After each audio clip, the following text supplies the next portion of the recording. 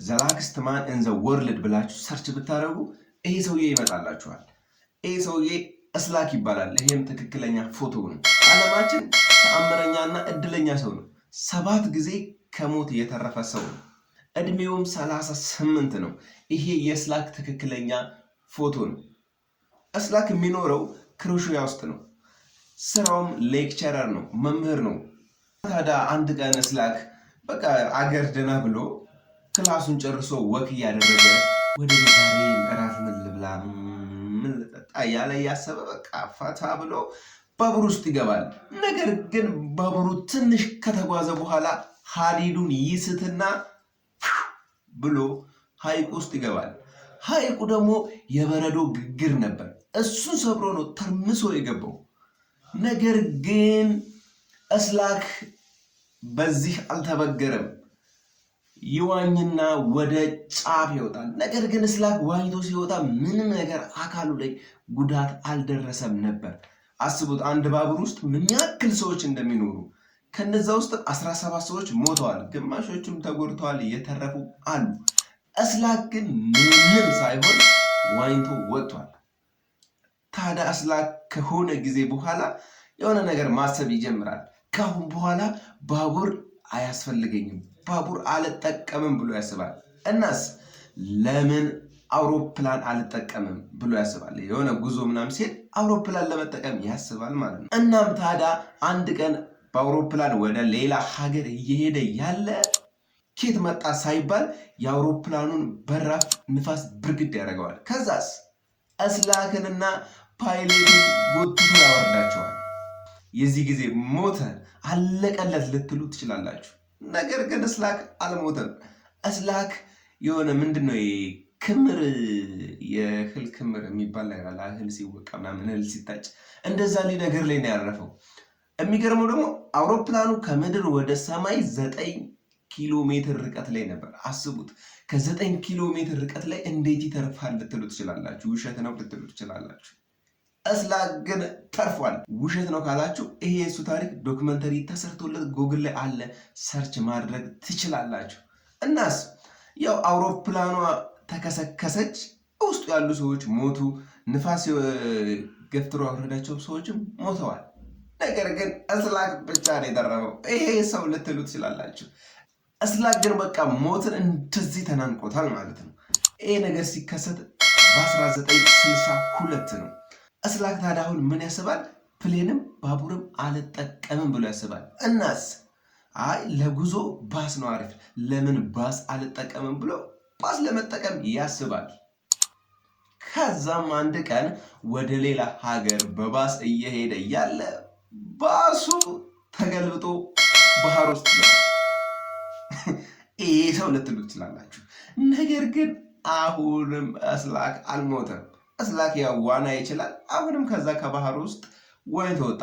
4 የሚሆኑ ሰዎች ግን ሞተዋል። ሌላም የተጎዱ የተረፉ አሉ። እስላክን ሞትም አልለቅህም ብሎታል። እስላክን ሞትን አልመጣም ብሎ በቃ እንደዚህ ተፋጠዋል ማለት ነው ከሞት ጋር። እስላክ ምን ማድረግ እንዳለበት ግራ ይገባዋል። ከዛ ምን ያስባል? ካሁን በኋላ በህዝብ መኪና አልጓዝም ብሎ ይወስናል። እናስ የራሱን የግል መኪና ይገዛል። ይሄ ደግሞ በ1978 ነው። በ1978 የራሱ መኪና ገዝቶ በራሱ መኪና መጓጓዝ ይጀምራል። እናም ታዲያ አንድ ቀን ሀገር ሰላም ብሎ በመኪናው እየተጓዘ ያለ የመኪናው ሞተር ይጨሳል።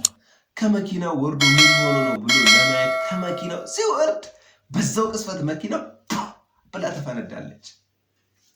እስላክንም አስፈንጥሮ ይጥለዋል። ነገር ግን እስላክ አሁንም አልሞተም። ነገር ግን ያው ትንሽ ተጎድቷል። ነገር ግን አልሞተም። ይህ ሰው ግን የድመት 9 ነፍስ ነው ሰው ያስብላል። እና እስላክ አሁንም ከዚህ አደጋ ተረፈ። ይሄ ሁሉ ነገር ከተከሰተ በኋላ አይ ካሁን በኋላማ የህዝብ መኪና አልጠቀምም፣ መኪና የሚባል አልጠቀምም ብሎ ያስባል። ከዛስ በቃ የሚሄድበት ቦታ ሁሉ በእግሩ ነው የሚጓዘው፣ በእግሩ ነው ወክ የሚያደርገው። ከዛም የሆነ ቀን በቃ ፈታ ብሎ ወክ እያደረገ መንገድ አለቀቀም፣ ምንም ያጠፋው ነገር የለም። በቃ መንገዱን ይዞ እየተጓዘ ነው። ግን አንድ መንገዱን የሳተ ባስ መጥቶ ከኋላ ላጥ አድርጎት ይሄዳል እና አሁንስ ሞተ ትላላችሁ? አልሞተም። እሱ አሁንም አልሞተም። አሁንም ከዚህ አደጋ ያው ትንሽ ተጎድተዋል፣ ግን ተረፈ። ከሆነ ጊዜ ቆይታ በኋላ አስላክ በ1995 ደግሞ የራሱን መኪና ይገዛል። ነገሮች እስኪ ከተረጋጉ ካለፈ ብሎ በ1995 አሁንም የራሱን መኪና ይገዛል። የሆነ ቀን ለጉብኝት እየሄደ ወደ ተራራ ላይ ነው እየወጣ ከፊት ለፊቱ የጭነት መኪና አለ። የጭነቱ መኪና በርሜል ጭኗል። ከዛስ ያ በርሜል ይበጠስና ገመዱ ተንከባሎ ወደሱ ይመጣል።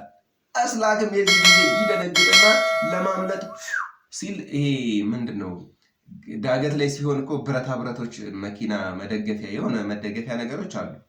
የአስላክ መኪና እሱን ጥሳ ዳገቱን ወደ መሬት ማለት ነው። አስላክ ግን እዛው አየር ላይ እያለ ከመኪና ውስጥ ዘሎ ይወጣል። ከዛስ የሚገርም እኮ ነው። እኔ ይህንን ግን አላምንም። ከመኪና ውስጥ ዘሎ ይወጣና ምን ላይ ያርፋል? ዛፍ ላይ ያርፋል። አሁንም አስላክ አልሞተም። ነገር ግን ሰውነቱ ትንሽ ተሞጫጭሯል። አስላክ ግን አልሞተም። ለሞት እጄን አልሰጥም ብሏል። ሞትም እንግዲህ ያው አልፋታህም ያንተን ነፍስ ሳልነጥቅ ብሏል። በቃ እየተፋለሙ ነው።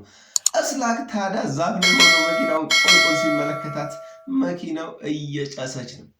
እኔ ግን በቃ ከዚህ ሁሉ ታሪክ በጣም የገረመኝ ከአውሮፕላን ላይ እና አሁን ከዚህ ከመኪናው ላይ ዘሎ መትረፉን የሚገርም እኮ ነው። በቃ ከዚህ በኋላ ሞትም በቃ ተስፋ ቆረጠ። ይሄ ሰው አይሞትም ብሎ በቃ ሞትን ጓዙን ጠቅልሎ ሄደ። ሆነ ጊዜ በኋላ በ2003 አስላክ ሎተሪ ይቆርጣል። ያ ሎተሪም ይወጣለታል 800,000 ዩሮ በእነሱ ማለት ነው። አስቡ 800,000 ዩሮ በጣም ብዙ ነው። እኛ ሀገር ደግሞ በጣም ብዙ ይሰራል። አስቡት። ከእንደዚህ ያለ አደጋ ግን መትረፍ በጣም ከባድ ነው። ዓለማችን ላይ ከእንደዚህ ያለ አደጋ የሚተርፉ ከ125% ነው።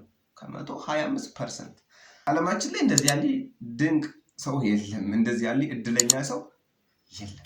የዛሬ ታሪካችን ይሄንን ይመስላል። ያው አንዳንድ እድለኞች ከብዙ መከራ ይተርፉና መጨረሻቸው ያማረ የሰመረ ይሆናል ማለት ነው። ላይክ፣ ሼር፣ ኮመንት ማድረግ እንዳይረሳ። ባይ ባይ። በቀጣይ ታሪክ እስከምንገናኝ ሰላም ቆዩ።